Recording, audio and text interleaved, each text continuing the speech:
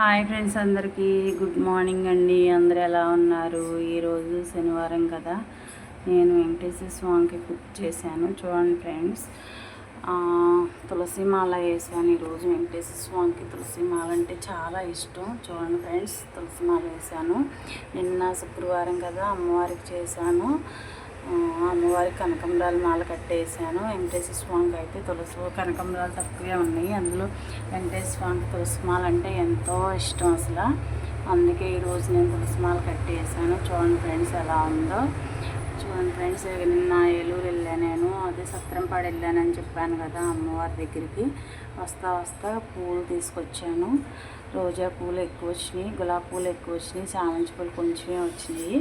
అవే పెట్టి చేశాను నేను ఈరోజు పూజ. వర్షం గురించి ఇంటి దగ్గర సరిగ్గా బంగారు పూలు పూయలేదు. ఈ తెగులు వచ్చేసింది ఎండ గురించి. ఎండకి బాగా చెట్టు ఇదైపోయింది. అందులో వర్షం పడేసరికి ఇక పువ్వులు పూయట్లేదు, ఆగిపోయింది. ఒక్క పువ్వే పూసింది మందార చెట్టు ఈరోజు. అసలు చాలా పూసేది ఇదివరకు.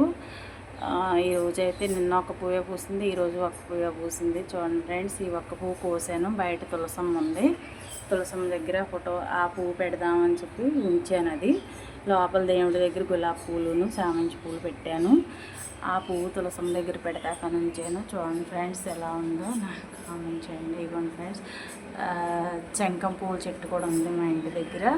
ఆ శంఖం పూలు ఒక 3 పూలు పూసినాయి. శివుడికి శంఖం పూలు అంటే చాలా ఇష్టం కదా, అందుకే శివుడికి పెట్టాను. ఒక పువ్వు ఏమో రాముల వారికి పెట్టాను. శంఖం పువ్వు రాముల వారికి పెట్టాను. అది చూడండి సైడ్లో.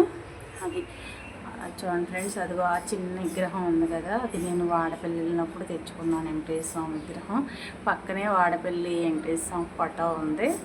ఆ వాడపల్లి వెంకటేశ్వర స్వామి అలా ఉంటాడు అక్కడ, సేమ్ అలాంటిదే ఫోటో తెచ్చుకున్నాను. పక్కనే మళ్ళీ విగ్రహం తెచ్చుకున్నాను. చిన్న తులసిమాల ఆ విగ్రహానికి కూడా పెట్టాను.